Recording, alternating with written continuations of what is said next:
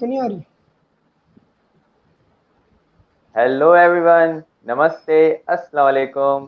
तो आज फिर हाजिर हूँ एक नए मेहमान के साथ जिनका नाम है वासिफ अंसारी। तो वेलकम वासिफ अंसारी। शुक्रिया कि आपने ज्वाइन किया। कैसे हैं आप? जी बहुत शुक्रिया। बिस्मिल्लाहिर्रहमानिर्रहीम। बहुत शुक्रिया। वालेकुम अस्सलाम। सबसे पहले शुक्रगुजार हूँ मैं आपका कि आपने इतनी इज्जत दी और मुझे इस सेशन में बैठाया। और मैं आपके इस सेशन के तवज्जुह से तमाम ही दुनिया में रहने वाले मुसलमान और पूरी दुनिया में रहने वाले अपने भाइयों को रमज़ान की मुबारकबाद भी देता हूँ। आपको भी बहुत मुबारक हो। खैर मुबारक। तो हम चलते हैं आपके इंट्रोडक्शन की तरफ। हमें जानना है कि वासिफ अंसारी करते क्या है वासिफ अंसारी। जी, तो अपना तारुफ अपनी जुबानी कराएं। जी। जी, वासिफ अंसारी एक स्टूडेंट हैं, एक सोशल एक्टिविस्ट हैं, एक यूथ एक्टिविस्ट हैं। अगर मैं अपना तारुफ ये बयान करूं कि मैं जो है वो यूथ पार्लियामेंट ऑफ पाकिस्तान, जो पाकिस्तान की सबसे बड़ी यूथ ऑर्गेनाइजेशन है, उसमें बायसीत secretary local government Sindh cabinet में सर्व कर रहा हूं।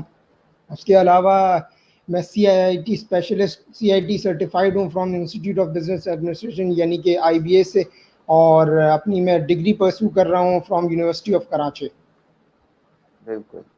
तो हमें बताएं कि यूथ पार्लियामेंट है क्या? अच्छा, बड़ा ज़बरदस्त सवाल है। यूथ पार्लियामेंट है क्या? नॉर्मली लोग मुझसे यही पूछते हैं कि यूथ पार्लियामेंट क्या है। तो ये समझ लें, यूथ पार्लियामेंट जो है वो एक ऑर्गेनाइजेशन है। जब तलबा तंजीमों पर या तलबा यूनियन पर पाबंदी लगी, तो जो आपके स्टूडेंट ऑर्गेनाइजेशंस थी वो नहीं थी। और अगर मैं बड़े पॉलिटिशियंस की बात कर लूँ जो आज आपको स्क्रीन पर नज़र आ रहे हैं, वो सब जो है वो तलबा तंजीम के प्रोडक्ट हैं, बाय प्रोडक्ट हैं।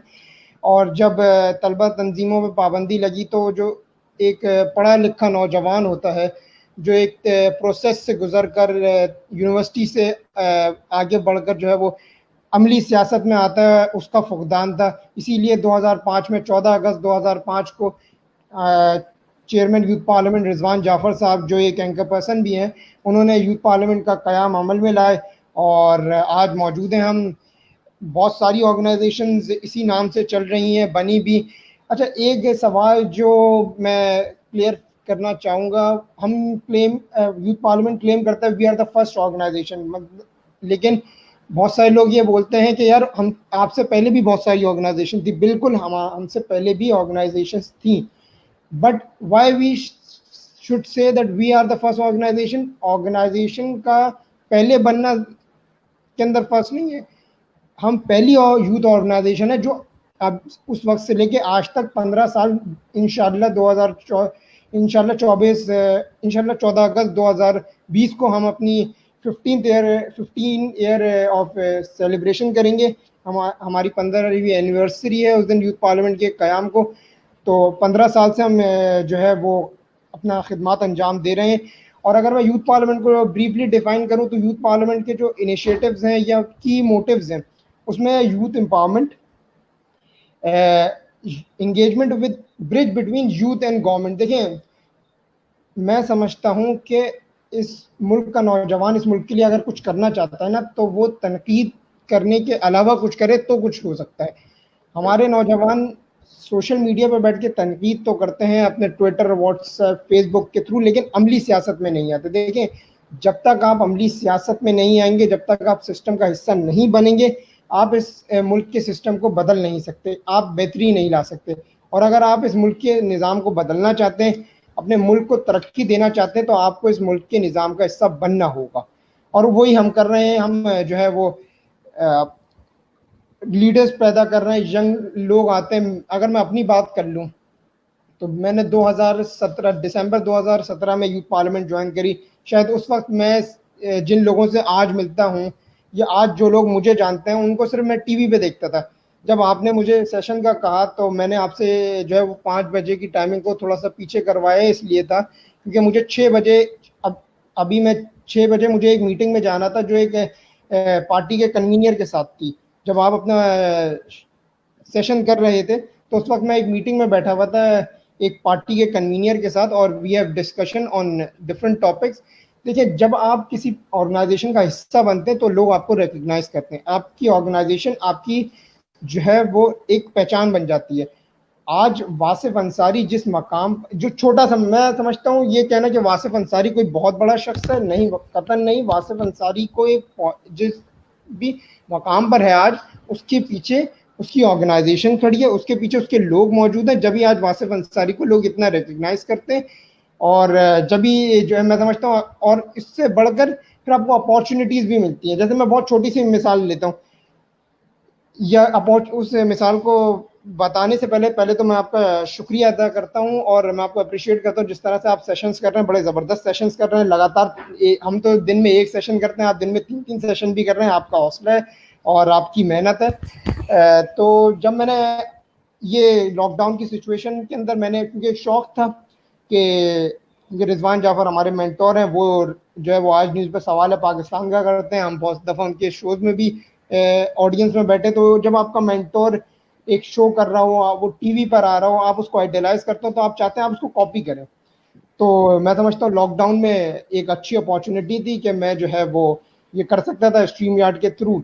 रेहान अल्लाह वाला साहब की वीडियोस देख देख के हमने स्ट्रीम यार्ड सीखा, उसके बाद हमने शुरू करा। पहले दूसरे दिन शौक, पहले एक शो सेशन जो हमने शौक में करा, अपने 2-3 दोस्तों को बुला लिया, उनसे की इनिशिएटिव पूछ लिए क्या वो क्या कर रहे हैं अपने डिस्ट्रिक्ट में। एक दिन करा, 2 दिन करा, लोगों को पसंद आया, चेयरमैन साहब ने रिकग्नाइज करा। अब रिकग्नाइज, आपको अप्रिशिएट और रिकग्नाइजेशन कौन कर रहा है? एक ऑर्गेनाइजेशन का चेयरमैन। अच्छा चले, एक ऑर्गेनाइजेशन का अगर सिर्फ चेयरमैन करता तो एक बात अलग थी। एक शख्स जो 19 साल से पाकिस्तान के मीडिया के अंदर मौजूद है, बगैर ब्रेक के उसने पिछले 19 साल से रोज ही तकरीबन या हफ्ते में 2 या 3 दिन जो है वो करंट इश्यूज पे बात कर रहा है, और वो आपको कॉल आती है आपको एक दिन के तुम बड़ा अच्छा कर रहे हो। यानी कि मेरी जितनी उम्र है, उम्र से तकरीबन कोई 5 साल छोटा उनका एक्सपीरियंस है। 19 साल का एक्सपीरियंस रखने वाला शख्स जब आपको ये बोलता है कि तुम बड़ा अच्छा कर रहे हो, तो एक दिल बड़ा होता है। फिर उससे ऊपर जब मैं, क्योंकि मैंने अपने अगर शुरू के 3 सेशंस की बात करूं तो वो मैंने अपने प्रोफाइल से करे। उसके बाद 3 शोज के बाद जो चौथा शो था, उसके अंदर मुझे इतना बड़ा प्लेटफॉर्म मिल गया, मुझे यूथ पार्लियामेंट टीवी ऑफर हुआ। यानी कि यूथ पार्लियामेंट टीवी का मतलब है पाकिस्तान की सबसे बड़ी यूथ ऑर्गेनाइजेशन का ऑफिशियल टीवी चैनल आपको ऑफर हुआ कि आप इस पे सेशंस करें। और उसके बाद हमने all private school management association, और इसके अंदर भी ऑफर के अंदर भी एक चीज़ जो थी, जो मैं क्लेरिफाई करना चाहता हूँ, मैंने जो है वो, क्योंकि मैं all private school management association के चेयरमैन से जो है वो इंटरव्यू करना चाह रहा था, तो मैं चाह रहा था उसको बड़े प्लेटफॉर्म पे करूँ। मैंने चेयरमैन साहब से इजाज़त मांगी कि मुझे वाईपी टीवी पे शो करना है। उन्होंने कहा अच्छा हाँ आप कर लें। जब मैंने वो शो करा, उसकी रेटिंग आई, लोगों ने पसंद किया, तो ऑन दिस सेकंड डे मुझे कॉल आती है और ही अप्रिशिएट मी, और उन्होंने कहा कि आप आज से वाईपी टीवी पर ही अपने लाइव शोज करें और रोजाना की बुनियाद पे करें। और आपको अगर गेस्ट लाइनअप में कोई मसला आता है, आपको अपने टॉपिक समझ में नहीं आते, कुछ भी इशू आ रहा है, आप मुझसे डायरेक्ट कांटेक्ट करें। और बड़ी हद तक उन्होंने फिर जो है वो मुझे उसके अंदर हेल्प आउट भी करी। और मेरे लिए एजाज़ की बात है कि परसों मैंने डॉक्टर फारूक सत्तार, जो इस शहर की शान समझे जाते हैं, एक बड़ी पॉलिटिकल शख्सियत है, तकरीबन 40 साल का उनका सियासी करियर है, एक बुलंद करियर है, और फिर वो मेरे सेशन में बैठे। और मेरे लिए एजाज़ की बात थी कि जब मैंने 1 घंटे 16 मिनट का डॉक्टर फारूक सत्तार का इंटरव्यू करा, तो I am not expecting viewership जो आई डॉक्टर फारूक सत्तार के 1 घंटे 16 मिनट के शो में, वो 2.7K थी। यानी कि 2700 लोग 1 घंटे 16 मिनट में मुझे देख चुके थे। और अगर मैं आज की बात कर लूँ तो तकरीबन उसकी जो रीच है, उसकी रीच है वो तकरीबन कोई 15,000 लोगों तक पहुंच चुकी है। उसकी व्यूअरशिप ये समझ लीजिए कि आज, अगर आज की मैं बात कर लूँ, तो मैं भी आपके सेशन से पहले थोड़ी देर पहले चेक कर रहा था, तो 4.5 या 6 आ रही है। तो एक बड़ा अपॉर्चुनिटी थी, और अपॉर्चुनिटी मिलती उनको है जो वेट करते हैं। आज हमारी यूथ ये चाहती है कि वो आज यूथ पार्लियामेंट ज्वाइन करे और कल हम उनको बड़ी अपॉर्चुनिटी देते हैं। देखें, ऐसा नहीं है, अपॉर्चुनिटी आती है, आपको एक्सेप्ट करनी पड़ती है। अपॉर्चुनिटी के लिए सिचुएशन आपको पैदा करनी पड़ती है। अगर मैं ये सोचता कि यार मैं लाइव सेशन करूंगा, मेरे 2000 दोस्त, 2000 फ्रेंड्स है फेसबुक पर, उनमें से 400-500 देखेंगे, फायदा नहीं है, टाइम जाया है। अगर मैं ये सोच लेता तो आज क्या मैं मेरी रीच 15,000 होती? नहीं। मैंने इनिशिएटिव करा, 4 दिन बाद मुझे यूथ पार्लियामेंट टीवी ऑफर हुआ। मैंने उस पर सेशंस कर रहा हूँ और रोजाना की बुनियाद पे कर रहा हूँ। उस दिन से लेके आज तक रीच जो है वो 2,000 व्यूज से कम नहीं आ रही। तो इसके पीछे इनिशिएटिव है। और मैं समझता हूँ अगर पहले दिन मैंने करा, मेरे जो मैंने पहले, अगर मैं अपने 3 शोज की बात कर लूँ तो उसमें कोई 400-500-600 व्यूज आ रहे थे। तीसरे शो में आपके 400-500 व्यू, और उसके एक दिन बाद जब आप कर रहे हैं तो उसकी जब 3,000 व्यूज आ जाते हैं ना, यानी कि नाइट, एक नाइट बाद आपको एक अच्छी अपॉर्चुनिटी मिली, आपने अपॉर्चुनिटी को अवेल करा और आप जो है वो एक बड़े मुकाम पे पहुंच गए। तो ये होता है, ये अपॉर्चुनिटी, देखो अपॉर्चुनिटी मिली, मैंने एक्सेप्ट करी और काम हो गया। अगर मैं इनिशिएट नहीं बिल्कुल करता तो शायद मुझे अपॉर्चुनिटी नहीं मिलती। बिल्कुल सही। अमेजिंग, आपने काफ़ी अच्छी तरीके से यूथ पार्लियामेंट को डिफाइन किया और हमें यूथ पार्लियामेंट की आज अहमियत पता चली। तो आपने कब से यूथ पार्लियामेंट को ज्वाइन किया, आप कैसे यूथ पार्लियामेंट से कनेक्ट हुए और आपका कैसा एक्सपीरियंस रहा जी? अच्छा, अगर मैं कनेक्ट होने की बात करूं तो रिजवान जाफर साहब जो है वो एक सोशल पर्सनैलिटी है। मैंने उनको 2-3 दफ़ा जो है वो डिफरेंट यूनिवर्सिटीज़ में देखा। अच्छा, ये जो ना शौक़ होता है, मतलब पहले आप जब आप जो है वो आप किसी चीज़ का शौक़ हो तो आप सोशल इवेंट्स अटेंड कर रहे होते हैं, सोशल गैदरिंग में जा रहे होते हैं। एक दिन मुझे रिजवान जाफर साहब मिले, मैंने उनसे बोला, उन्होंने कहा हाँ, मेरे आप ऑफिस आइए। फिर उस वक्त जो सिंध कैबिनेट के प्रेसिडेंट थे, उन्होंने एक डिबेट कंपटीशन अरेंज करा। मैं उस डिबेट कंपटीशन में गया, मैंने डिबेट करी और उसके बाद मैंने कहा कि मैं यूथ पार्लियामेंट ज्वाइन करना चाहता हूँ। उन्होंने कहा सही है, ये एड्रेस है हमारे ऑफिस का, आप जो है वो मैं आपका ना, उन्होंने कहा आप एक काम करें, मुझे अपना नाम, CNIC नंबर और डेट ऑफ बर्थ, अपना नंबर और अपना शनाख्ती कार्ड की कॉपी दे दें तो मैं आगे भेज दूंगा और आपको कॉल आ जाएगी। मैंने कहा सही है। मैंने उनको सब भेज दिया। उन्होंने फिर मुझे एक नंबर भेजा कि इस पे भी भेज दे, मैंने उस पर भी भेज दिया। 2 दिन बाद मुझे कॉल आती है कि आपका इंटरव्यू है। मैंने कहा अच्छा। अब हम समझ के जा, अब हमने समझा कोई बहुत खतरनाक सा इंटरव्यू होगा। हमने सूट वूट पहना, सारे डॉक्यूमेंट लगाए फाइल में, पहुंच गया। उन्होंने हमें एक फॉर्म दिया, उन्होंने कहा आप ये फॉर्म भर दें। हमने फॉर्म भी भर दिया। अब हम फॉर्म लेके जब उन्होंने कहा आपको रिजवान जाफर साहब के सामने आपको इंटरव्यू देना है, हमने कहा अच्छा। अब एक जो पर्सनल, आप सोचे, अभी तो आप सोशली इवेंट अटेंड कर करके एक यूज टू हो जाते हैं, लेकिन जब आप नए नए एक ऐसे शख्स से मिल, मतलब एक ऐसे शख्स को आप इंटरव्यू दे रहे हैं जिसको आप सिर्फ टीवी पे देखा, आपने आज तक आपने उसको 2-3 दफा के अलावा मिले नहीं है। अब आप वो आपका इंटरव्यू ले रहे थे, जब हम किसी से मिलते हैं ना तो हम एक अलग टोन में मिलते हैं, एक अलग एटीट्यूड होता है। लेकिन जब मैं आप किसी को इंटरव्यू देने जा रहा हूँ या किसी ऐसे शख्स को जो एक सोशल पर्सनैलिटी है, मैं उसको इंटरव्यू देने जाऊंगा तो यकीनन टोन लेवल अलग होगा, उसका एटीट्यूड अलग होगा, मेरा कॉन्फिडेंस लेवल अलग होगा।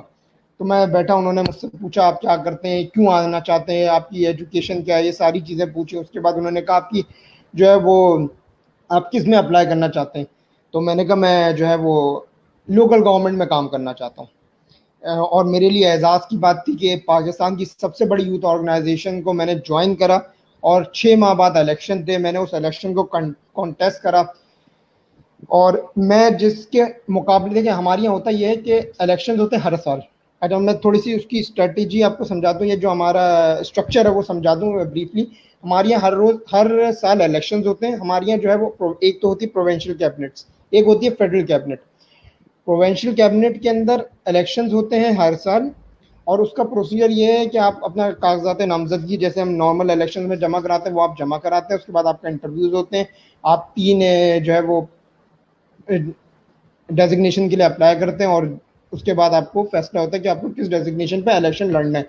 हर हर डेजिग्नेशन पे 3 से 4 लोग होते हैं, वही इलेक्शन प्रोसेस होता है। आप अपनी कैंपेनिंग करते हैं, तकरीबन महीने डेढ़ की कैंपेनिंग करते हैं, पोस्टर्स चल रहे होते हैं, ग्रुप पे मैसेजेस हो रहे होते हैं। फिर सबसे ज़रूरी बात, जो सबसे ज़बरदस्त बात है, जिस दिन इलेक्शन होता है, इलेक्शन ऐसे नहीं होता कि आज इलेक्शन है तो आज सारे मेंबर्स आएंगे, वोट कास्ट करेंगे और बस काम कहानी ख़त्म। नहीं, मैं ये समझता हूं कि यूथ पार्लियामेंट के पूरे साल का सबसे हैपनिंग इवेंट सिंध कैबिनेट का इलेक्शन होता है या किसी कैबिनेट का इलेक्शन होता है, क्योंकि उस दिन जितने डेजिग्नेटेड मेंबर होते हैं वो 3 मिनट की तकरीर करते हैं और तकरीर के अंदर उनको मौजू उनकी मर्जी होती है। उनको 3-4 लाइन लिख के दी जाती है कि आपको ये बताना है कि आप क्यों आना चाहते हैं, आपका क्या एक्सपीरियंस है, आप आके क्या करेंगे, यानी कि अपना मंशूर 3 मिनट में बयान करें। आप अपना मंशूर बयान कर सकते हैं, अपने मुखालफिन के को जो है ना वो क्रिटिसाइज नहीं कर सकते।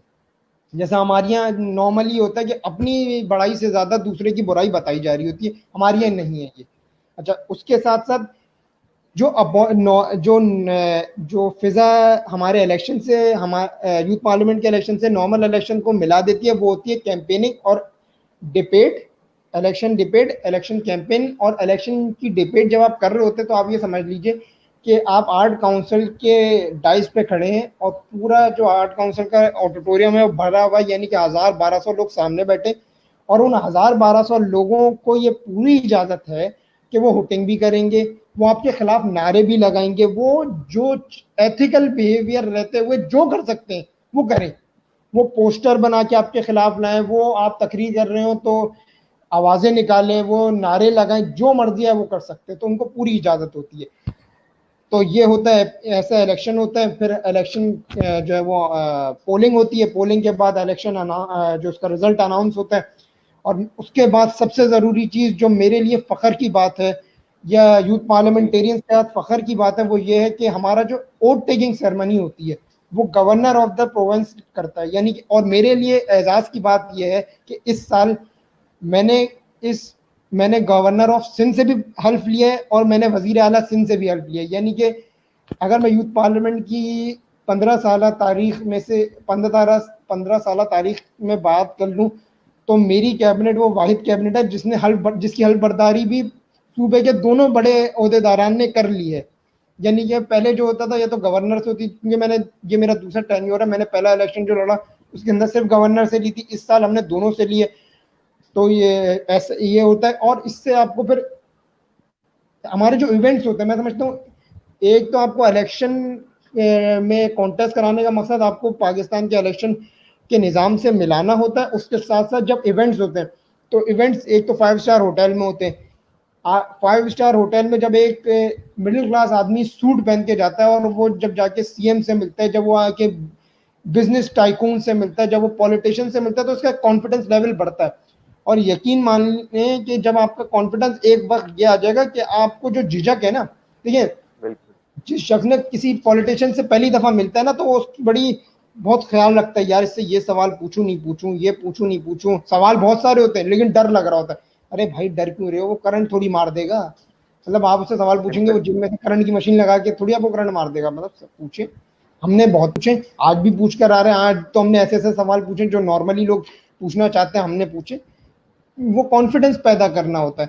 तो ऑर्गेनाइजेशन ने हमें कॉन्फिडेंस दिया। इतना इतना लोगों से आप इंटरेक्शन करने लग जाते हैं, पॉलिटिशियन बिजनेसमैन के, आपको यूज टू हो जाते हैं। फिर आप पॉलिटिशियंस का नाम ऐसे ले रहे होते हैं जैसे वो आपके दोस्त हैं, और फिर एक अच्छी बाउंडिंग बन जाती है। फिर आप उनके साथ फिर वो आपको अपनी दावतों में बुलाते हैं, आप उनको अपने इवेंट्स में बुलाते हैं। और अगर मैं बात करूं कि आज से जब मैंने यूथ पार्लियामेंट ज्वाइन करी तो शायद मैंने सोचा नहीं था कि जो है बड़े जो आज जो है वो मेन स्ट्रीम पॉलिटिशियंस हैं, मैं उनसे कभी इंटरेक्ट कर सकूंगा, कभी मेरे मोबाइल में उनका नाम से नंबर सेव होगा, उनका पर्सनल नंबर सेव होगा, कभी मैं उनसे हाथ मिला सकूंगा, कभी मैं उनसे इंटरेक्ट कर सकूंगा, कभी मैं उनसे तर्क सवाल पूछ सकूंगा, कभी मैं उनसे अपने इवेंट में उनको बुला सकूंगा, कभी वो मुझे अपने इवेंट में बुला सकेंगे। तो ये सारा कुछ इसलिए मुमकिन ऐसे हुआ कि हमने जो है वो सिस्टम का हिस्सा बने, और सिस्टम का हिस्सा बन के जब हमने और बहुत सारी ऐसे भी काम करे जो सिस्टम में बगैर रहे आप कर नहीं सकते। बहुत छोटी सी मिसाल देता हूं मैं आपको इसके। अभी क्वारंटाइन चल रहा है, सब राशन की डिस्ट्रीब्यूशन कर रहे हैं, राशन डिस्ट्रीब्यूशन में सब मशगूल है। गवर्नमेंट ऑफ सिंध का अभी पिछले हफ्ते रिजवान जाफर साहब ने एक एमयू साइन किया गवर्नमेंट ऑफ सिंध से, जिसके अंदर गवर्नमेंट ऑफ सिंध जो है वो डीसीज को जो है वो राशन देगी, और वो हम जो है वो गवर्नमेंट ऑफ सिंध के साथ मिलकर डिस्ट्रीब्यूट करेंगे। ये अगर मैं यूथ पार्लियामेंट के अलावा किसी ऑर्गेनाइजेशन की बात या किसी आम आदमी की बात करूं तो शायद उसकी अप्रोच ये नहीं होगी। उसके अलावा अब आप ये बोलेंगे कि यार गवर्नमेंट तो बहुत हल्के काम कर रही है, आप गवर्नमेंट करेगी, फिर आप वो राशन देंगे, फिर वो पैक होगा, फिर आप बांटेंगे, तो इतना तो ये लंबा टेन्योर है, ये तो पेंडेमिक खत्म हो जाएगा। तो भाई ये एक अपॉर्चुनिटी थी, ये एक अपॉर्चुनिटी थी, या ये कह लीजिए एक काम हो सकता था जो हमने करा। हम अपने लेवल पर, अगर मैं बात कर लूँ, सिंध के 29 में से 26 डिस्ट्रिक्ट में सिटी कोऑर्डिनेटर्स हैं।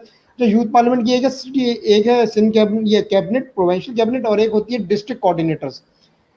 क्योंकि कराची में 6 डिस्ट्रिक्ट हैं, तो हमारे उसके 6 जो कोऑर्डिनेट डिस्ट्रिक्ट कोऑर्डिनेटर हैं। उसके अलावा पूरे सिंध की अगर मैं बात कर लूँ तो 29 में से 26 डिस्ट्रिक्ट में हमारे कोऑर्डिनेटर्स हैं जो काम कर रहे हैं। अभी हमारे जो secretary for arts and culture है हसन समेजो साहब, वो जो है वो इंटीरियर में बहुत काम कर रहे हैं, और उनको अप्रिशिएट करने के लिए आप ये समझिए हमारी जो उसका वो है स्ट्रक्चर है वो कैसा है कि सिंध कैबिनेट का प्रेसिडेंट 22 साल उम्र है, उसकी हिंदू कम्युनिटी से ताल्लुक है, आपकी कम्युनिटी से ताल्लुक है। और अच्छा ये बात याद आ गई, तो एक बड़ा उसका मैं समझता हूँ तारीखी जुमला कहूँगा मैं उसको, और जो मुझे बहुत पसंद है, और जैसा आप कहते हैं कि आई एम प्राउड पाकिस्तानी, तो वो भी ऐसी बातें करता है और मुझे बड़ा फख्र होता है जब भी मैं उसको सुनता हूँ। दोस्त है, भाइयों की तरह बहुत मोहब्बत करता है, और मैंने कभी उससे नहीं सुना। देखिए, मैं अगर अपनी पर्सनल ओपिनियन में बात करूँ ना, तो हिंदू कम्युनिटी के साथ शायद बहुत ज़्यादा जो है वो कुछ मामलात हैं ख़राब, लेकिन आज तक उसने कभी उस मामले को इस तरह एड्रेस नहीं करा कि मुझे कहीं ये महसूस हो कि यार ये मुझ पर अटैक कर रहा है, या मेरे रिलीजन पर अटैक कर रहा है, या ये समझाने की कोशिश कर रहा है कि हिंदू कम्युनिटी माइनॉरिटी में। उसने गवर्नर हाउस में गवर्नर सिंध के सामने ये कहता है कि मुझे फ़ख्र है कि मैं इस्लामी जमहूरिया पाकिस्तान की सबसे बड़ी यूथ ऑर्गेनाइजेशन का हिंदू प्रेसिडेंट हूँ। अब आप ये समझ लीजिए कि उसको इस बात पे फ़ख्र है कि वो हिंदू कम्युनिटी से ताल्लुक है, लेकिन इस्लामी जमहूरिया पाकिस्तान की सबसे बड़ी यूथ ऑर्गेनाइजेशन का वो प्रेसिडेंट है। और उससे मज़ेदार बात मैं आपको बता दूं कि वो जितने वोट लेकर आए उनमें से 98% वोट उसको हिंदू कम्युनिटी से नहीं मिले, मुस्लिम कम्युनिटी से मिले। यानी कि अगर मैं मुस्लिम, यानी कि जो जिसने उसको वोट दिया है उसकी अगर आप शरह निकाल लें तो 80 उसमें से 98% मुस्लिम्स हैं। अच्छा, उससे ज़बरदस्त बात सुन लीजिए, उसके मुकाबले में जो खड़े थे वो दोनों मुस्लिम थे। अगर हमारे यहाँ या हमारे मुल्क में रिलीजन के मुताबिक हम फैसले कर रहे होते, अगर हम जुबान की बुनियाद पर चले, रिलीजन के ऊपर कर रहे होते तो शायद नहीं बनता। अब आ जाए आप जुबान की बुनियाद पर, जिसने उसको वोट दिया वो हम जुबान भी नहीं थे, तो हमारे यहाँ जबान का भी इख्तिलाफ नहीं है। अब उससे ऊपर एक और बात सुन लीजिए, लोग बोलते हैं कि हमारे यहाँ जो है वो हम जबान की बुनियाद पर या जो इलाकाई खुद मुख्तारी पर लड़ते हैं, उसका ताल्लुक उमरकोट से है। यानी कि थर पारकर से ताल्लुक रखने वाला एक शख्स पाकिस्तान की सबसे बड़ी यूथ ऑर्गेनाइजेशन का प्रेसिडेंट बन सकता है। इसका मतलब ये है कि ना पाकिस्तान में रिलीजन की बुनियाद पर कोई इख्तिलाफ है, या यूं कह लूँ कि हमारी ऑर्गेनाइजेशन में, पाकिस्तान में इसका बहुत हद तक इम्प्लीमेंटेशन है। हमारी ऑर्गेनाइजेशन में ना हम जबान की बुनियाद पर डिवाइड है, ना हम इलाकाई खुद मुख्तारी पर डिवाइड है। अगर ये सब होते तो शायद आज दीवान सनी सिंध कैबिनेट का प्रेसिडेंट ना होता।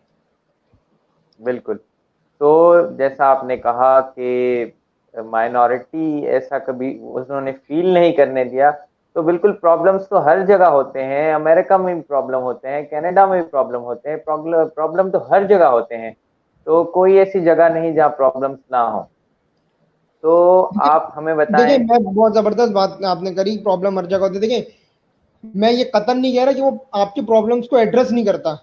आप उसकी वीडियोस देखें, आप उसके सेशन देखें, वो आपका मुकदमा बेशक बहुत ऐसा अंदाज से लड़ रहा है। देखिए, एक होता है कि आपको तकलीफ हुई है, आप उसका इजहार करें कि यार ये मेरी मेरी कम्युनिटी के साथ गलत हो रहा है।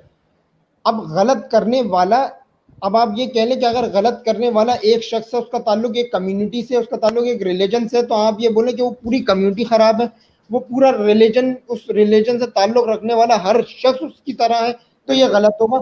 और सबसे जबरदस्त बात यह है कि वो ये बात समझाना चाह रहा है हिंदू कम्युनिटीज के अंदर कुछ लोगों को जो शायद जज्बात में, देखिए जज्बात बेशक इन्वॉल्व हैं और जज्बाती होना भी चाहिए, लेकिन जब आप जज्बात में फैसले करते हैं ना, तो अकल उस वक्त नहीं काम कर रही होती जब आप जज्बाती होते, और जज्बात में करे हुए फैसले कभी भी लॉजिकल नहीं होते। आपको लॉजिकल फैसले करने बिल्कुल। होंगे। वो बहुत ऐसा अंदाज से जो है वो हिंदू कम्युनिटी का केस लड़ रहा है, एड्रेस कर रहा है आपके मसाइल, और इस अंदाज से कर रहा है कि उसके जो एडवाइजेज या उसके जो सजेशंस हैं वो एक्सेप्टेबल हैं टू द गवर्नमेंट भी, टू द पीपल भी।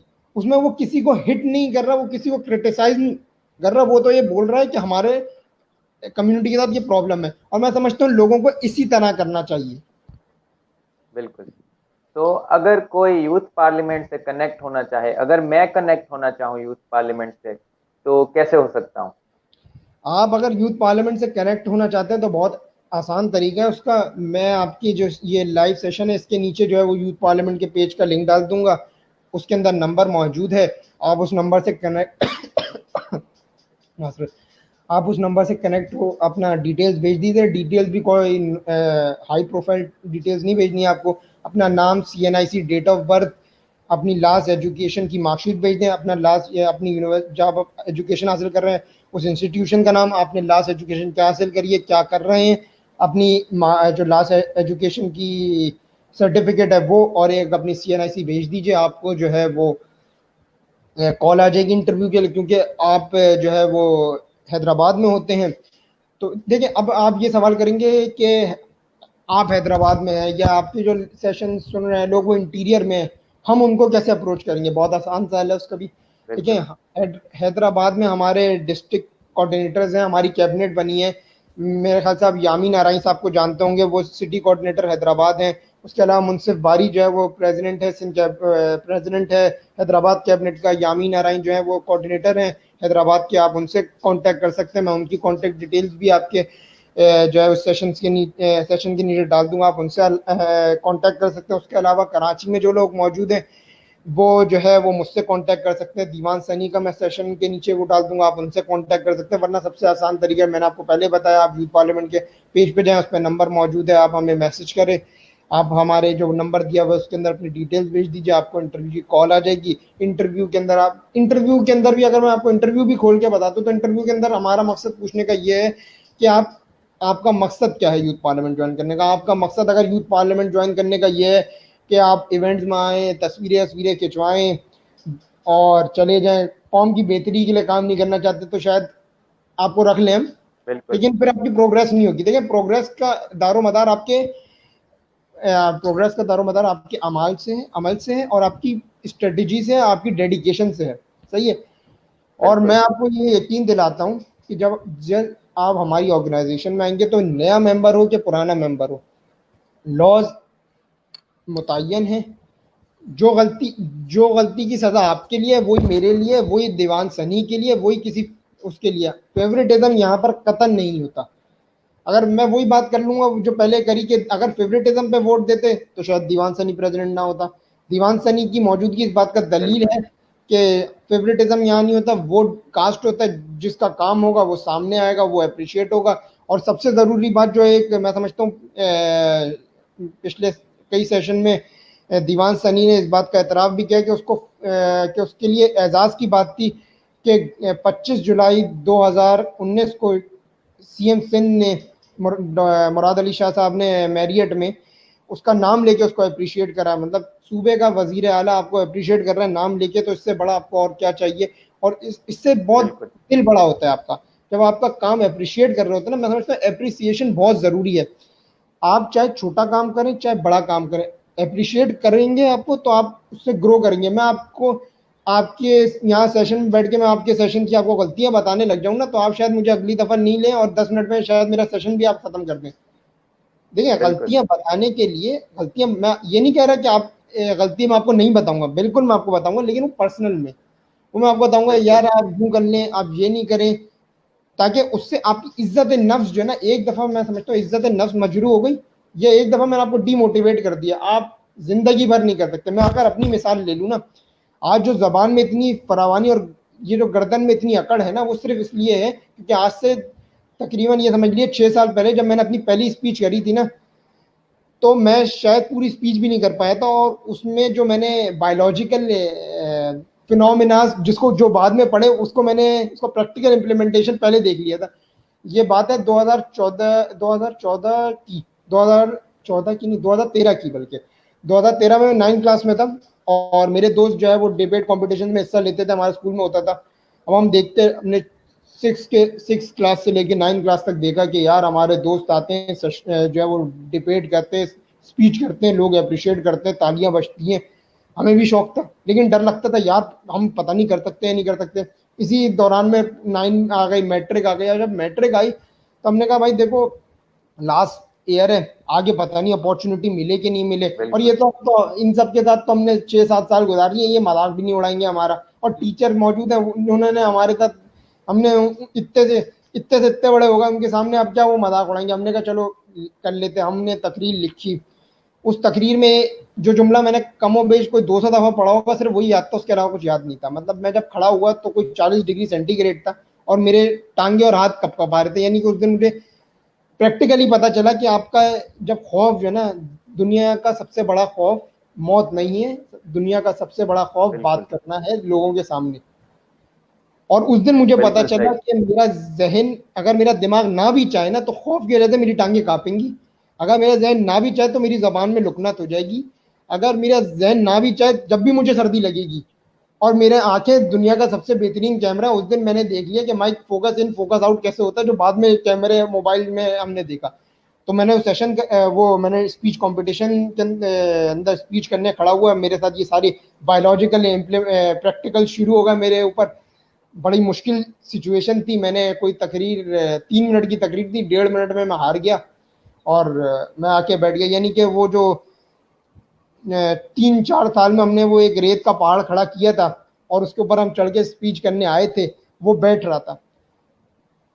वो बैठ तकरीबन बैठ गया था।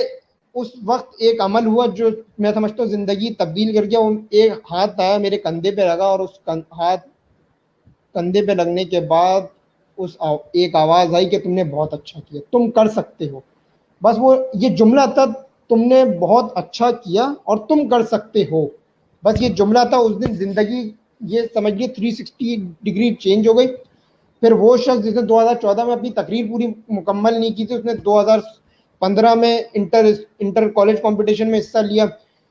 फिर 2016 में वही शख्स जिसने 2014 में अपनी स्पीच पूरी कंप्लीट नहीं कर रही थी, उसने 2016 का इंटर स्पीच कंपटीशन जीता। तो इंटर कॉलेज कंपटीशन जीता। तो ये सारी इम्प्लीमेंट इसलिए वो क्योंकि हमें अप्रिशिएट किया हमने। उसके बाद मैं समझ लीजिए कि स्कूल से लेके कॉलेज जब तक खत्म हुआ, कोई ऐसा कराची में स्पीच कंपटीशन नहीं था जिसके अंदर ये तो मैंने उसका ऑडिशन ना दिया हो, या ऑडिशन से आगे आके क्वालिफाइंग राउंड में ना पहुंचा। मतलब अगर आप, ऐसा भी अमल हुआ कि अगर कोई कंपटीशन हफ्ते में 3-3 कंपटीशन भी हमने करे, 3-3 टॉपिक पर भी हमने स्पीच करी है। तो उसके बाद ये सारा कुछ हुआ, और फिर यूथ पार्लियामेंट ज्वाइन करी।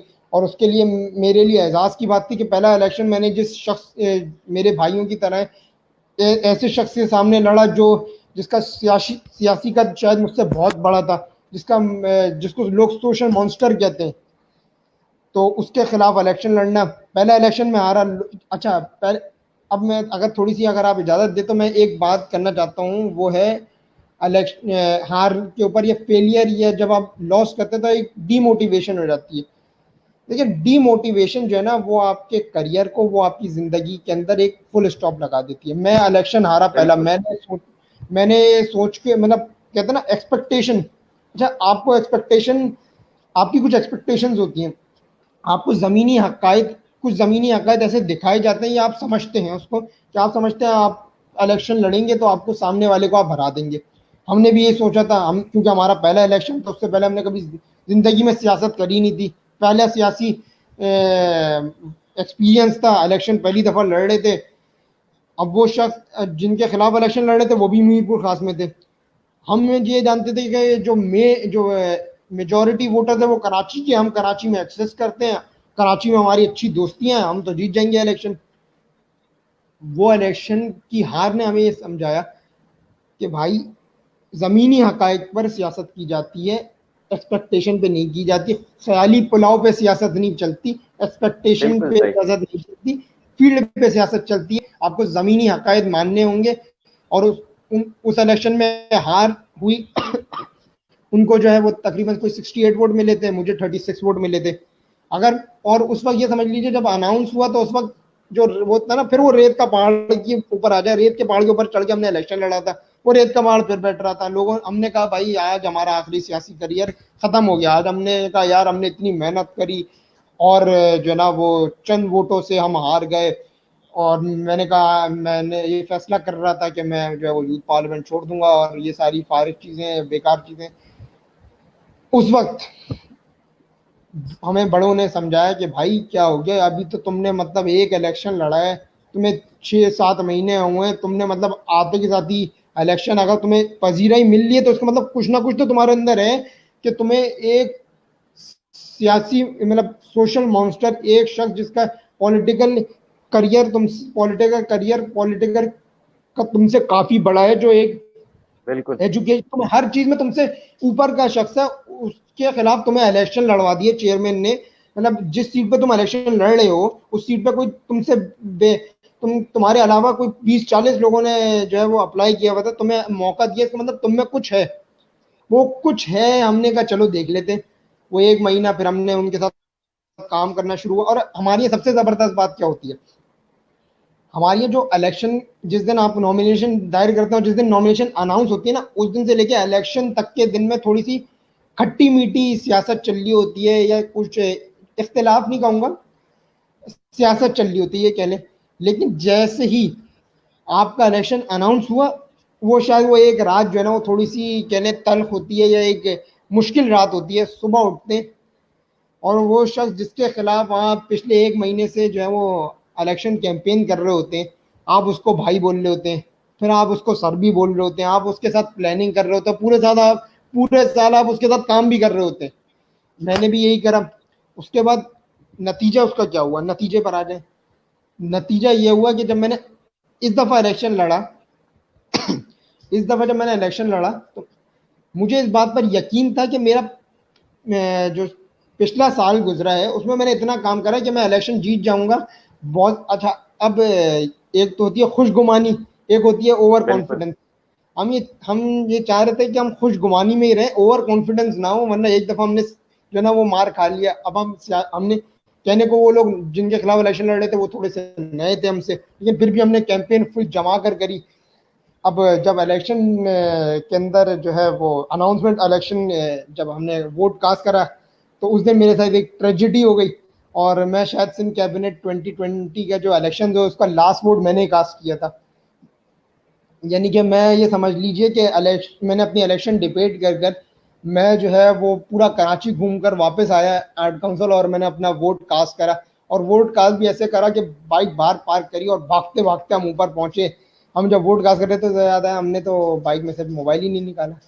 हमने वो पर्चा फिर इलेक्शन कमिश्नर को दिया। हमने कहा हम 1 मिनट में आ रहा हूँ। उसने कहा यार इलेक्शन का टाइम खत्म हो रहा है। हमने कहा बस आ रहे हैं 1 मिनट में। हम जल्दी से भागते वापस नीचे का मोबाइल लेकर आए। अब वो सांस भी भूल लिए भागने की वजह से। अब हम जल्दी जल्दी हमने टिक विक लगाए वो और बैलेट बॉक्स में डाला। फिर बैलेट बॉक्स में से हमारी हक में वोट निकले और 68 और 36 से हारे थे। और इज्जत इतनी मिली कि फिर जो हमारे मुखालफिन थे उनको, नहीं मुखालफिन नहीं, मेरे दोस्त थे, अब बहुत अच्छे दोस्त हैं अब तो यूँ कह लें, 104 वोट मिले उनको। तकरीबन कोई 60-65 का जो है वो डिफरेंस जीता मैं।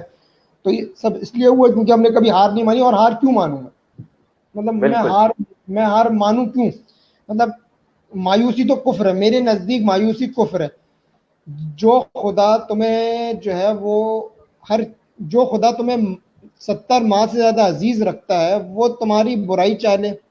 हम ये कहते हैं, एक तरफ तो हम ये कहते हैं कि रिस्क का वादा खुदा ने किया है, और दूसरी तरफ हम रिस्क के तलाश में या रिस्क की हासिल करने के लिए दौड़ में लगे हैं। मतलब क्या? और मायूस होना तो कुफ्र इसलिए भी है कि भाई क्या आपको जो अपॉर्चुनिटीज मिली है, जो आपको फैसिलिटीज मिली है, आपने बाय चॉइस मिली है या आपने डिमांड करी थी? यानी कि जब मैं पैदा हो रहा था तो मैंने क्या खुदा से मांगा था कि मेरे 2 हाथ पैदा करें, 2 टांग पैदा कर, मुझे बसारत दे, मुझे सुनने की ताकत दे, मुझे अकल दे, मेरे हाथ पांव सलामत रखे? ये सब तो मेरे खुदा की नेमत है। और जो बिल्कुल खुदा और जो खुदा मोहम्मद अरबी की उंगली दिखाने पे चांद के 2 टुकड़े करते, जो खुदा मूसा के असा पटकने से नील के 2 टुकड़े करते, वो मुझे और आपको भूखा सुला दे, ऐसा तो मुमकिन नहीं। उसको भी अपनी जलाल अमेजिंग। की कसम है, उसको भी अपने जलाल तो की कसम है कि वो जो है वो तुम्हें वो भी देगा जो तुम चाहते हो, और वो भी देगा जो तुमने कभी सोचा नहीं है। बस तुम उसके बिल्कुल हो।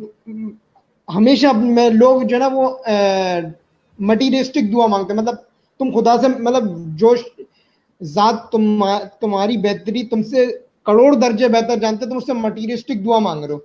मैंने जिंदगी में हमेशा अपने बड़ों से ये सीखा कि भाई अपने खुदा से अपने लिए बेहतरी मांगो, हमेशा बेहतरी मांगो, और यकीन मान लें, आपके सेशन के तवज्जुह से कह रहा हूँ कि अपने लिए बेहतरी मांगोगे ना, तुम्हारी सोच जहां नहीं जाती ना, तुम्हारी सोच का इख्तिताम जो है ना, वो मेरे खुदा की देन का इब्तिदा है। और वो इतना देगा जहां से तुमने सोचा नहीं है, वहां से भी देगा, और वो सब देगा जो तुमने कभी सोचा नहीं होगा। और आज आपके सामने बिल्कुल मौजूद हूँ कि इतनी इज्जत दी है, मैं समझता हूँ इतनी इज्जत का शायद मैं कायल नहीं था, इतनी इज्जत की मेरी वो नहीं थी। और मोहब्बत करते हैं लोग, और सिर्फ ये इसलिए कि डेडिकेशन करी, मोटिवेशन मोटिवेटेड रहे, और अपनी अपने मिशन पे लगे रहे। और सबसे ज़रूरी बात है फेथफुलनेस, यानी कि आप बिल्कुल। जिसके साथ आप मुंसलिक है ना, आपको उससे वफादारी करनी है। जब मैंने सिंध कैबिनेट का इस साल का इलेक्शन लड़ा, सेक्रेटरी लोकल गवर्नमेंट आया, तो उसके बाद मुझे 2-3 ऑर्गेनाइजेशन ने अप्रोच करा कि आप जो है वो हमारी ऑर्गेनाइजेशन में आ जाए, और अच्छी पोजीशंस पर। यानी कि एक ऑर्गेनाइजेशन ने मुझे वाइस प्रेसिडेंट की ऑफर करी, एक ऑर्गेनाइजेशन ने मुझे अपने यूथ विंग के अंदर जो है वो कन्वीनियर की ऑफर करी। मैं चाहता, मेरे लिए क्या था, मैं बोलता okay done, I am moving forward, मुझे एक बड़ी अपॉर्चुनिटी मिली। लेकिन मसला क्या था, बड़ी जगह पर छोटा मकाम रखना। अच्छा, हमारे यहाँ एक तो मसला ये है कि लोग समझते हैं यार हर जगह पर, और मोस्टली होता भी है ऑर्गेनाइजेशन में ना, जो लीडिंग पोजीशन पर होता है ना, प्रेसिडेंट, सीनियर वाइस प्रेसिडेंट और उसके ज्वाइंट सेक्रेटरी, जनरल सेक्रेटरी, इनको ज्यादा इज्जत मिल रही होती है, इनको ही सिर्फ जो ना वो आगे कुर्सियों पर बिठाया जा रहा होता है, यही जो ना वो बिल्कुल ये आखिर में आते हैं इवेंट में। और जो नीचे के लोग होते हैं, सेक्रेटरीज होते हैं, मेंबर्स होते हैं, वो कुर्सियां लगा रहे होते हैं, वही सब कुछ कर रहे होते हैं। लेकिन हमारे यहाँ सब नहीं है भाई, हमारे यहाँ क्रेडिट जो काम करेगा उसको क्रेडिट मिलेगा। हमारे यहाँ ये कोई सही। ये वो वाला सिस्टम हमारे यहाँ नहीं है कि भाई प्रेसिडेंट साहब सिर्फ कुर्सी गर्म करेंगे। हम प्रेसिडेंट साहब काम करेंगे तो प्रेसिडेंट साहब का नाम आएगा आगे, वरना प्रेसिडेंट साहब कोई खलाई मखलूक नहीं है, और ना खुदाई मखलूक है कि उनको हर जगह प्रेस करा जाएगा। जब वो काम करेंगे तो उनको अप्रिशिएट किया जाएगा, गलती करेंगे तो सजा भी मिलेगी। और ऐसा नहीं है कि जो एक मेंबर के लिए सजा कुछ और है और प्रेसिडेंट के लिए या डेजिग्नेटेड मेंबर के लिए कुछ और है। हमारे यहाँ बहुत लॉज बने हुए हैं। डिस्ट्रिक्ट हमारी एक कमेटी है, डिसिप्लिनरी एक्शन कमेटी। आप ये समझ लीजिए, डिसिप्लिनरी एक्शन कमेटी का अगर किसी आज मैसेज आ जाए ना, तो वो मैसेज खोलने से पहले उसका खून खुश्क हो जाता है कि उसने ऐसा क्या, वो ये सोचने लग जाता है, मैसेज आ जाए ना कि वो ये सोचने लग जाता है कि अगले पिछले एक महीने में मैंने कोई ऐसा भंड क्या मारा है कि मुझे मैसेज आ गया। तो और ये सिर्फ मेंबर के लिए नहीं है, या हम जैसे सेक्रेटरीज के लिए नहीं है, प्रेसिडेंट हो कोई भी हो, हमारे यहाँ बहुत उसूल, हम उसूलों पर चलने वाले लोग हैं। और मैं समझता हूँ उसूलों के ऊपर ही चलकर आप जो है ना वो कामयाबी पा सकते हैं। बिल्कुल सही। तो अगर आप हमारी ऑडियंस को लास्ट में कोई अपनी जिंदगी से, आपने पूरी जिंदगी का एक्सपीरियंस किया है, आपने यूथ पार्लियामेंट का एक्सपीरियंस किया है, आपने इतने लोगों से आपका इंटरेक्शन है, तो अगर कोई आप हमें लास्ट में मैसेज देना चाहें तो बिल्कुल जी। बस लास्ट मैसेज मेरा क्या होगा, मैं खुद तालिब इल्म हूँ, आप ने इतनी इज्जत दी उसका शुक्रिया। देखिए, मैं समझता हूँ कि अगर इस मुल्क का नौजवान तबका इस मुल्क की बेहतरी चाहता है तो उसको सिस्टम का हिस्सा बनना, बिल्कुल सिस्टम का हिस्सा बने बगैर आप इस मुल्क को तब्दील नहीं कर सकते। देखिए, बहुत आसान है सियासतदानों को क्रिटिसाइज करना। आप बोलते हैं हमारे सियासतदान करप्ट हैं, ये लोग डिसऑनेस्ट हैं, ये लोग ये हैं, ये लोग वो हैं। देखिए, सियासत में एक स्टेटमेंट है कि स्पेस कभी खाली नहीं रहती। अगर आज स्पेस क्रिएट खाली होगी ना, तो कल आके उसकी जगह कोई बैठेगा। अगर आज पढ़ा लिखा नौजवान तबका पाकिस्तान के सिस्टम का हिस्सा नहीं बनेगा, तो वही लोग बनेंगे जो आज बैठे हुए। मतलब आप ये समझ लें कि अगर आपको प्लेट में रख के बिल्कुल सूबे की वजारत तो नहीं मिल जाएगी। आप ये समझ लें कि अगर मैं इलेक्शन नहीं लड़ूंगा तो मेरे इलाके का कोई जो है वो गुटखा खाने वाला, कोई पान खाने वाला, कोई जो है वो डिसऑनेस्ट पर्सन इलेक्शन नहीं लड़ेगा। यानी कि मैं इलेक्शन नहीं लड़ रहा अपने इलाके से, तो कोई मेरे इलाके से तो इलेक्शन लड़ा ही नहीं जाएगा। आप समझते हैं आपका इलाके का बिल्कुल काउंसलर, आपका एमएनए, आपका एमपीए करप्ट है, डिसऑनेस्ट है, कुछ भी है, आप अगर आप चाहते हैं सिस्टम को बदलना, आप अगर अभी जो है वो बल्दियात के इलेक्शन आ रहे हैं, काउंसलर के लिए इलेक्शन लड़ने, पता चल जाएगा आपका अटे दाल का वो। लोग समझते हैं बिल्कुल सियासत करना बहुत आसान है। अरे भाई, सियासत is not a piece of cake. बहुत मेहनत करनी पड़ती है, बहुत डेडिकेशन लगानी पड़ती है। आप ये समझ लीजिए आपको अपने ख्वाहिशात, अपनी हर चीज़ को कुर्बान करना होता है, जब जाके आपका सियासी करियर बनता है। आप ये समझिए कि आप कुर्सी गर्म करके सियासतदान बन जाएंगे, आप जो है वो तकरीरें करके सियासतदान बन जाएंगे, तो आपकी भूल है, ऐसा कुछ नहीं होता। आपको जब तक आप फील्ड में नहीं उतरेंगे, लोगों से इंटरेक्शन नहीं करेंगे, आप सियासत में तो आ ही नहीं सकते, आप कुछ कर ही नहीं सकते। और बहुत सारे लोग एक सवाल पूछते हैं, तो मैं आपके सेशन के तवज्जुह से उसका जवाब दे दूं कि लोग ये पूछते हैं why we should join youth parliament, या मुझे क्या मिलेगा यूथ पार्लियामेंट बिल्कुल से। अच्छा जी, अगर आपकी सोच ये है कि आपको कुछ चाहिए, तो पहली बात तो ये कि जब आपकी सोच ये होगी ना कि आपको कुछ चाहिए, तो आपको कुछ नहीं मिलेगा। यानी कि अगर आप कोई हर काम किसी फायदे के लिए करना चाहते हैं, तो फिर आप जो है ना वो जाके कोई दूसरा काम कीजिए, आप नौकरी कीजिए, आप कारोबार कीजिए। आप जो है ना मुल्क नहीं चला सकते, आप मुल्क की फिर आप मुल्क के सियासतदानों को करप्ट भी ना कहिए, आप सिस्टम को गाली भी मत दीजिए। आप अपने दिल से मुल्क की हुब्बुल वतनी आप मिटा दीजिए, क्योंकि हुब्बुल वतनी के लिए आपको कुर्बानी देनी बिल्कुल होगी। मतलब बगैर देखे, बहुत छोटी सी एग्जाम्पल ले लेना, हमारे अजदाद ने कुर्बानी दी जब ये मुल्क बना ना। मतलब हम वो लोग तो नहीं है जो रात से सुबह उठ के मतलब हमने कोई प्लेट में रख के तो नहीं मुल्क मिल गया। बिल्कुल सही। हम कुर्बानी दी है, कुर्बानी के बाद मिला है ना। ये हम रात को सोए तो सुबह उठते लॉर्ड माउंट बेंटन आ गए, ये लीजिए पाकिस्तान ले और याशी करें। मतलब कुर्बानी दी है हमने, हमारे अजदाद ने कुर्बानी दी जब जाके ये मुल्क बने।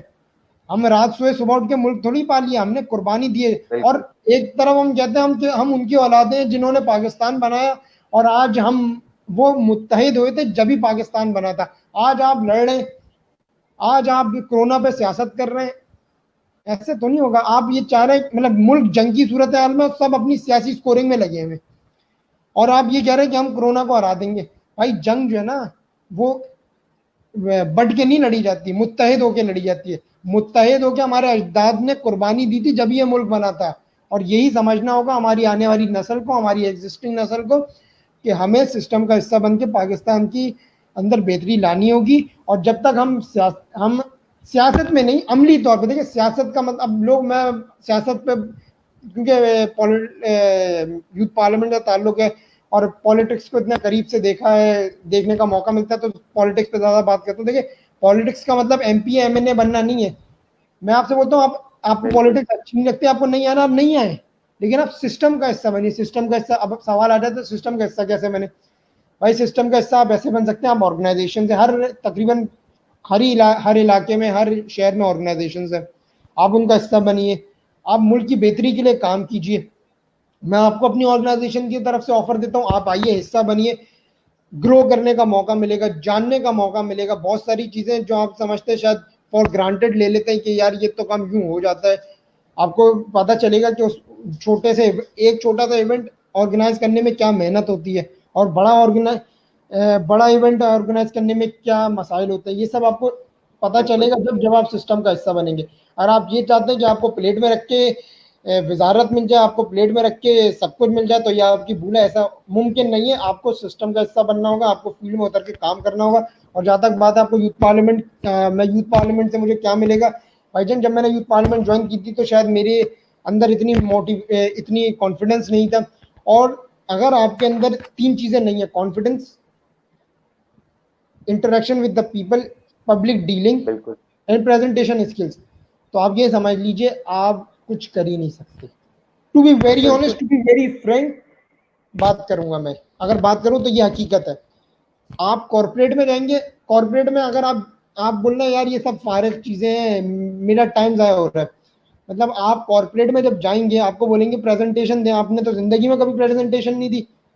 आपके बिल्कुल सामने हकीकत है। सीएफओ बैठा, सीईओ बैठा, डायरेक्टरेट बैठे हुए सारे, आप उनके सामने कैसे अपना प्रोडक्ट करेंगे।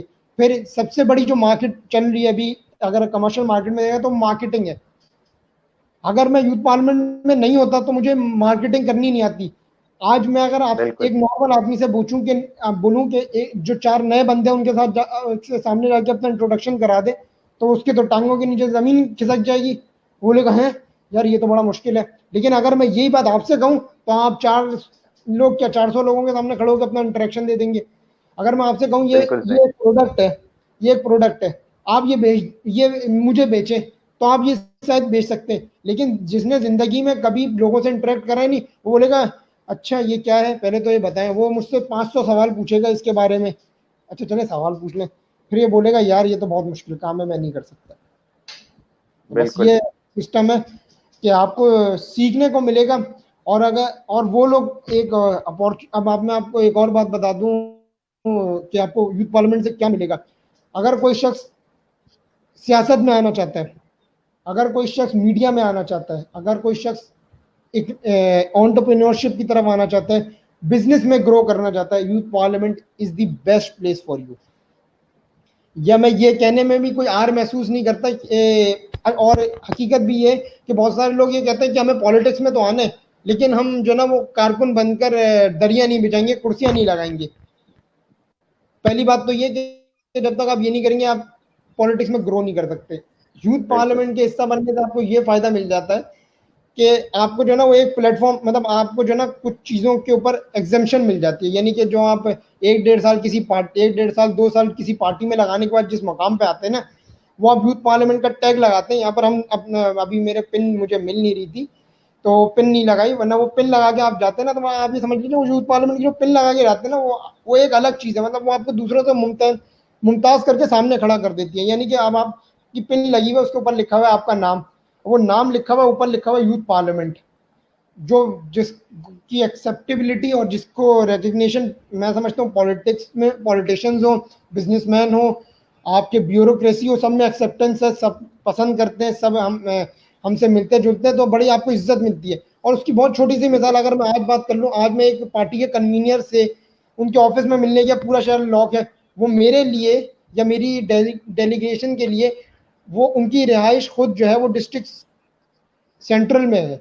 वो डिस्ट्रिक्ट सेंट्रल से उठकर डिस्ट्रिक्ट ईस्ट के भी एक बहुत दूर इलाके में आए अपने ऑफिस में, सिर्फ हमारी डेलीगेशन को के सवालात के जवाब देने या मिलने के लिए। क्या आप बिल्कुल। समझते हैं कि एक नॉर्मल शख्स के लिए वो ये करते हैं? शायद कर लेते, मैं ये बिल्कुल नहीं नहीं। कहता कि वो नहीं करते, लेकिन शायद। लेकिन मैं हमने उनको अप्रोच करा, क्या डॉक्टर फारूक सत्तार, अगर मैं एक नॉर्मल शख्स होता तो क्या मुझे अप्रोच कर लेते? शायद कर लेते, शायद कर लेते। मैं तो ओपिनियन के ऊपर बात कर लेता हूँ, चले शायद कर लेते। लेकिन मुझे ये पता है कि अगर मैं यूथ पार्लियामेंट के थ्रू किसी से भी मिलता हूँ, आप यकीन मान लें कि मैं, चाहे वो बिजनेसमैन हो चाहे वो पॉलिटिशियन हो, मैंने बहुत सारे लोगों से इंटरेक्ट करा। शायद मैं उनसे पहले इंटरेक्शन करने में डरता था, मैंने उनका मेरे इंट्रोडक्शन के लिए ये काफ़ी है कि मेरा नाम वासिफ अंसारी और मेरा ताल्लुक यूथ पार्लियामेंट से। और दूसरा जवाब क्या आता है? रिजवान जाफर। मतलब एक और सबसे अच्छी बात जो, और मैं समझता हूँ हम ब्लेस्ड हैं इस बारे में कि मैंने कभी अपने चेयरमैन से किसी किस्म की भी फेवर मांगी हो। बहुत सारे लोग ये समझते हैं यार मेरे पास किसी पॉलिटिशियन का नंबर है तो मैं आपको क्यों दूं, मेरी उनसे एक दोस्ती है। आप उनको फ़ोन करके बोलेंगे सर मेरे इवेंट में आ जाएं, आपका छोटा सा इवेंट होगा, आप उनसे बोलेंगे सर मेरे साथ लाइव आ जाएं, ये कर लें वो कर लें, आप उनको डिस्टर्ब करेंगे, शायद उससे मेरी दोस्ती ख़राब हो सकती है, बिल्कुल। आप शायद मुझे ना दें। लेकिन आप यकीन मान लें कि जब भी मैंने उनको अप्रोच किया किसी हद तक, चाहे वो फेवर किसी गेस्ट को अलाइन करने में हो, चाहे किसी से मिलना हो, चाहे किसी से कुछ फेवर लेनी हो, हमेशा मौजूद रहे। और मैं समझता हूँ ऑर्गेनाइजेशन के अंदर रहते हुए आप ग्रो करना आपके लिए सोशली भी बहुत अच्छा होता है। और सोशली आप जब ग्रो करते हैं ना, तो आप बहुत सारी चीज़ों पर आपको एग्जम्पशन मिल जाती है। आपका जो प्रोफेशनल करियर है ना, वो बूस्ट कर जाता है। अब जब आप बिल्कुल सही। प्रोफेशनली बैठते हैं, अब आप 4 बड़े इंडस्ट्रियलिस्ट को जानते हैं। अब आपका ये समझ लें कि आप किसी मार्केटिंग टीम में हैं, या आपको जो है वो कोई प्रोडक्ट बेचना है, आप 4 बड़े इंडस्ट्रियलिस्ट को जानते हैं, आपकी अच्छी सलाम दुआ है।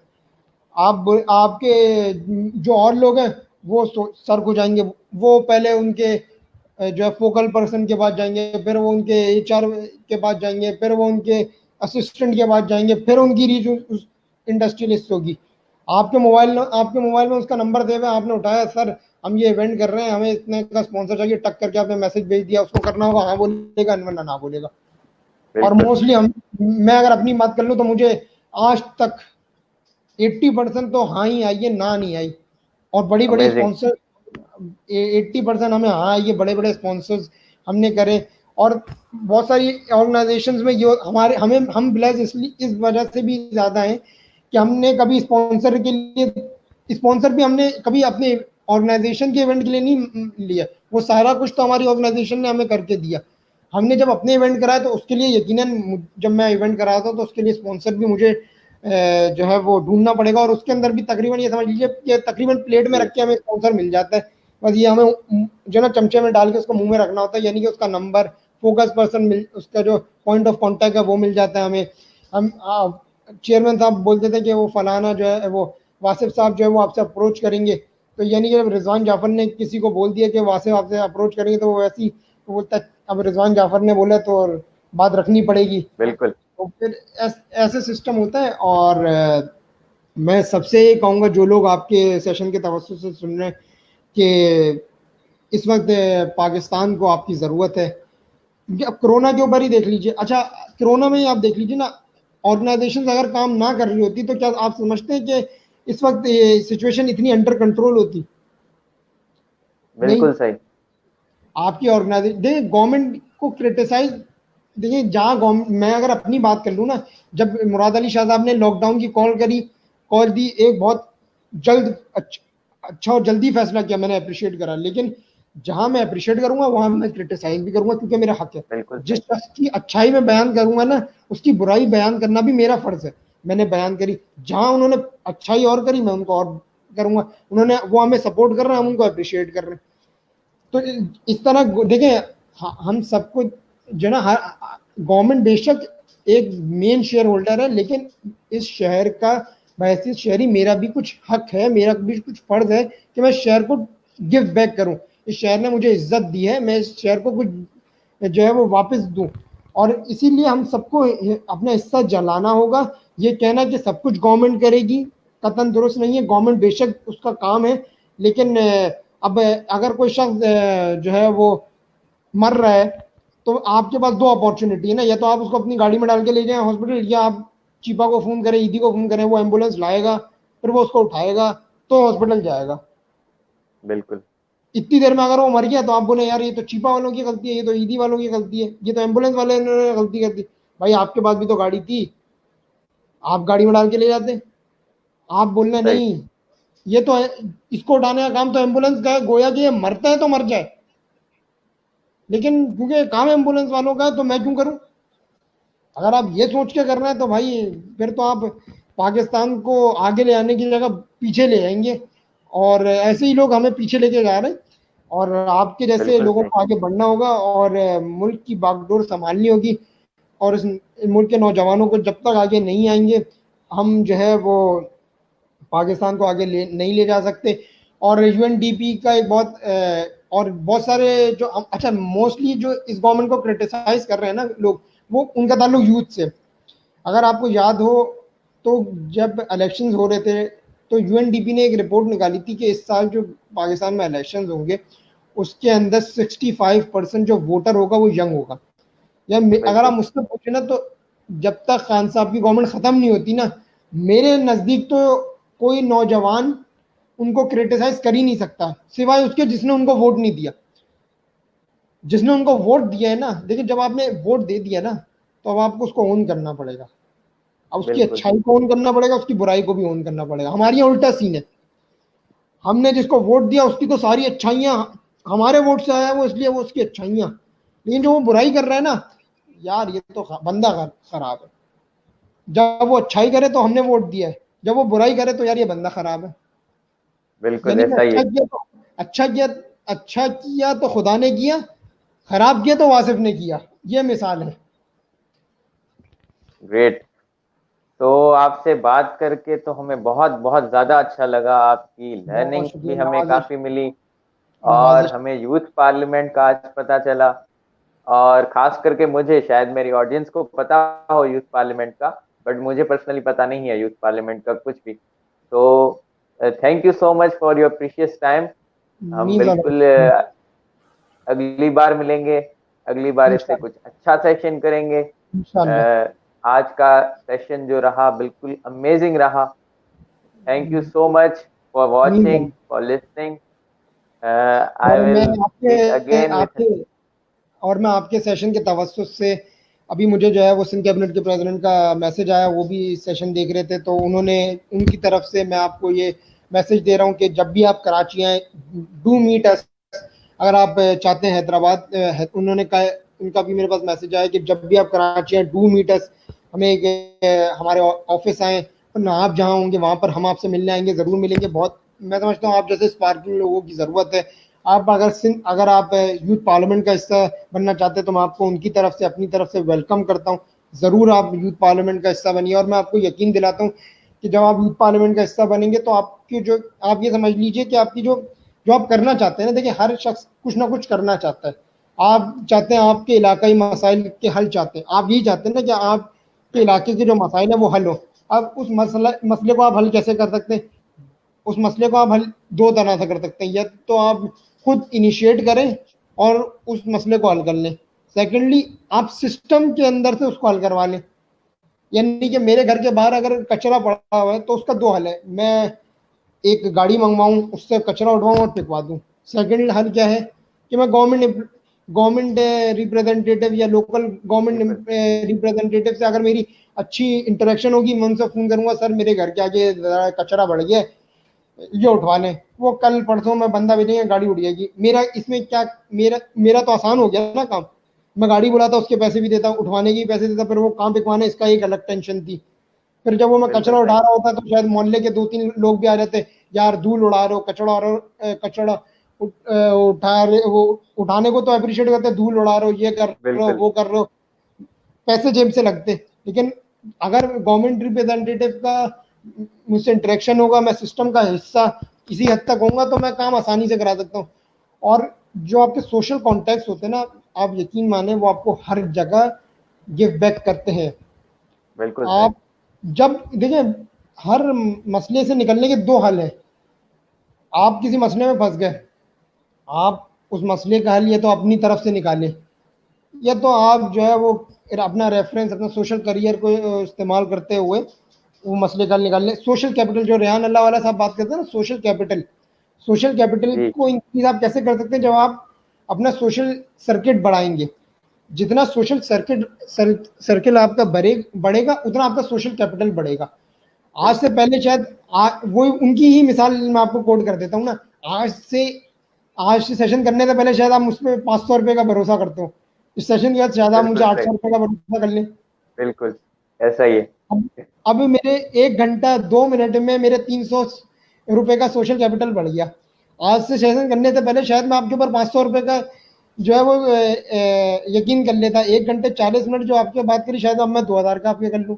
आज से पहले बिल्कुल अगर आप सही। मुझे आज से पहले अगर आप मुझे बगैर मैसेज करे और बगैर सेशन के मुझे कहीं मिलते और पूछते, आप मुझसे टाइम लेते, तो शायद मैं आपको आधा घंटा दे देता और आप को मैं गाइड कर देता। लेकिन मैं इतने एहसान अंदाज से नहीं कर सकता था जितना मैंने आज आपको करा। अच्छा, बिल्कुल उसकी एक बड़ी मिसाल ये भी है, जो आजकल मैं एक नॉर्मली लोगों को बता रहा हूँ, जो आजकल सेशन कर रहे हैं, बहुत सारे लोग आजकल खुश हो जाते हैं, हम जैसे लोग, कि उनको बड़े लोग जो है वो टाइम दे रहे हैं। तो उसकी वजह यह है कि भाई वो लोग जो है ना वो आजकल थोड़ा से फ्री हैं, इसलिए आपको टाइम दे रहे हैं। ये वक्त अच्छा है, जल्द जितने लोगों को जो है ना वो आप सोशल कैपिटल बढ़ा सकते हैं। देखिए सब क्वारंटाइन में है, मोस्टली लोग बिल्कुल। फ्री हैं। सोशल कैपिटल बढ़ाने का इससे अच्छा मौका नहीं मिलेगा। जितने बड़े लोगों से, जितने प्रोफेशनल लोगों से मिल सकते हैं, सेशन कर सकते हैं, मीटअप कर सकते हैं, कर लें। एक दफा एक दफा वो सब अपने काम पे वो वापस चले गए ना, देखिए सबकी मसरूफियत है। अब हम, एक बंदा है जो एक कंपनी का सीईओ है, उसकी एक अपनी मसरूफियत है, लेकिन अभी वो वर्क बिल्कुल एट होम पर है। सही है, वो वर्क एट होम पर है, अभी वो जो है उसके जो टेंशन है वो शायद थोड़ी है, वो शायद आपके सेशन में बैठ के बात कर ले। सही है, जब वो आपके सेशन में बैठ के बात करेगा तो आपने उसको वैल्यू दी, वो आपको कल को वो आपको अपने किसी इवेंट में बुलाएगा। जब वो आपको किसी इवेंट में बुलाएगा तो यकीनन वो एक, उससे तो आपकी अच्छी इंटरेक्शन हो गई। अब उसके इवेंट में बिल्कुल। 4 5 मजीद सीईओ से आप मिल लेंगे, सोशल कैपिटल मजीद बढ़ गया। वो 4 5 लोग आपको मजीद अपने इवेंट में बुलाएंगे, वो चार चार से वो 8 हो गए, 8 से 12 16, और एक सोशल कैपिटल बढ़ता चला जाएगा। लेकिन अगर आप ये बोलें कि यार ये तो सीईओ है इतनी बड़ी कंपनी का, ये मुझे कहाँ टाइम देगा, तो भाई आप यही सोचने में पूरी जिंदगी गुजार देंगे कि वो आपको सीईओ जो है ना वो टाइम नहीं देगा। ऑल तो वो सीईओ आपके सेशन देख के बोल रहा होगा यार अच्छा लड़का काम कर रहा है, किसी दिन मुझे इसने सेशन में बुलाया तो मैं जरूर इसको सेशन में बैठ के बात करूंगा, बड़ी अच्छी बात कर रहा है। उसकी बहुत छोटी सी मिसाल ले लो, मैं आपको देता हूँ। आज मैं जिस जहाँ मुलाकात करने गया वहां पर एक एमपी मुझे मिलते हैं, बोलते हैं यार तुम वही हो जो वाईपी टीवी पे तुम लाइव सेशन करते हो। जब वो समझे मैं कोई बहुत बड़ा व्लॉगर हूँ या मैं बहुत कोई जमाने से सेशंस कर रहा हूँ।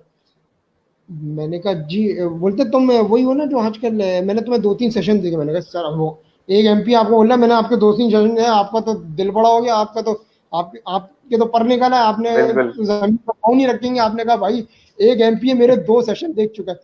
तो बोले यार अच्छा कर रहे हो, किस किस का इंटरव्यू कर लिया तुमने।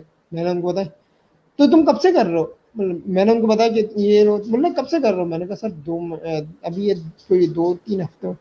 बोले अच्छा 2-3 हफ्ते हुए, तुम्हारे तो बड़े अच्छे व्यूज आ रहे, तुमने तो बड़ा अच्छा काम कर लिया। मैंने कहा सर वो असल में मसला ये है कि क्योंकि मैं यूथ पार्लियामेंट टीवी से कर रहा हूँ उसके 1200 व्यूज है। अच्छा उन्होंने उससे पहले मुझे क्या बोला यार ऐसी मजाकन उन्होंने बोला कि यार किसी दिन हमें भी इतने बड़े शख्सियत हो, किसी दिन हमें भी टाइम दे दो। ऑल दो वो एक मजाक एक टोन था, और बाद में मैंने उनको घेर लिया कि वो जो है किसी दिन हमारे सेशन में बैठी है। तो उसके लिए आपको जो है ना वो अब मैं उस वक्त ये सोचता यार इसने मुझे तारीफ कर दी फौरन, मैं तो फौरन लंबी लंबी फेंक दूं। मैं तो जमाने से सेशन कर रहा हूँ सर, आपने मुझे अब देखा है, किसी दिन आप मेरा यूट्यूब चैनल देखें। अब वो पूछता यूट्यूब चैनल का नाम बताओ, मैं फिर सर को जाता होता यार यूट्यूब चैनल का नाम तो क्या बताऊं मैं आपको, मैंने तो अभी 2 हफ्ते से करा, मैं जमाने से थोड़ी कर रहा हूँ। तो ये होता है भाई, हिस्सा बने और इनिशिएट करें। देखिए अगर आप ये सोच के करेंगे कि अच्छा ये आपके, अगर आप मुझे 2 मिनट दे दें तो मैं एक और बात कर लूं, अगर आप बोले तो। चले एक 1 घंटा 10 मिनट का सेशन कर लेते हैं, और क्या, आप 4 मिनट बात कर लें। अब अच्छा अच्छा एक चीज मतलब आपके तवज्जुह से एक मैसेज, जो बहुत सारे लोग ये स्ट्रीम ऐड पे सेशंस कर रहे हैं, लोग मुझे अप्रोच कर रहे हैं कि कैसे कर रहे हैं। अच्छा उनमें से जिसको भी मैं गाइड कर रहा हूँ कि ऐसे कर रहा हूँ, उनमें से एक चीज मैं उनको सबको बता रहा हूँ, और आपके तवज्जुह से और लोग जो सुन रहे हैं उनको भी बता रहा हूँ कि भाई देखिए जब आप पहला सेशन करेंगे ना, एक्सपेक्ट ये नहीं करिएगा कि बहुत व्यूज आएंगे, बहुत रीच आएगी। बिल्कुल। अगर आप ये सोच के कर रहे हैं ना तो आप बहुत जल्दी डिसअपॉइंट होंगे, 2 वीडियो के बाद आप नहीं कर पाएंगे। आप प्लान करके जाए फॉर द बेस्ट, और एक्सपेक्ट मतलब प्लान फॉर द बेस्ट करें और होप फॉर द बेस्ट करें और प्लान फॉर द वर्स्ट करें। यानी कि अगर आपके 4 व्यूज आए ना तो आप ये ना हो कि आप कल सेशन ना करें, यानी कि आज सेशन करा उसके 4 व्यूज आए, अगले हफ्ते के पूरे सेशन हलाए ना आप, अबे भाई कौन कोई देख रहा नहीं है, मैं 1 घंटा फारिग फारिग थोड़ी हूँ मैं सेशन बिल्कुल। करके रखूं। भाई देखिए एक दिन करेंगे, 2 दिन करेंगे, 3 दिन करेंगे, एक हफ्ते बाद आ जाएंगे 100,000 लाइक, एक महीने बाद आ जाएंगे। लेकिन यकीन माने कि अगर एक हफ्ते बाद 1,000 आएंगे ना तो एक महीने बाद 10,000 आएंगे, शायद बिल्कुल। एक साल बाद 10 लाख आ जाए। लेकिन उसके लिए 1 साल तक की डेडिकेशन मांग करनी पड़ेगी। ये नहीं है कि आप ये चाह रहे हैं कि ऐसा ही है। आज मैंने यूट्यूब चैनल बनाया, आज मैंने एक वीडियो डाली, अब 10,000 व्यूज आएंगे तो अगली वीडियो बनाऊंगा, तो भाई अगले जन्म में बनेगी अगली वीडियो, फिर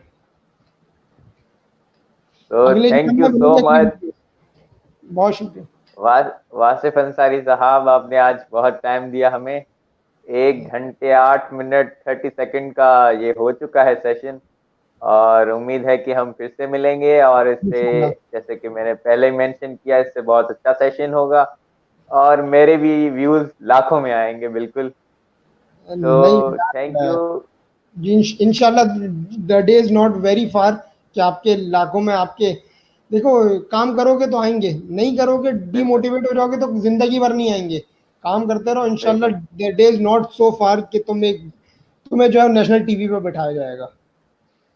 और इंशाल्लाह मैं यूथ पार्लियामेंट का हिस्सा भी बनूंगा, इंशाल्लाह। और आपसे कांटेक्ट रहेगा। So इंशाल्लाह thank you so much, audience, for watching and listening us. We will meet again with a new amazing guest like Wasif Ansari. So till then, bye.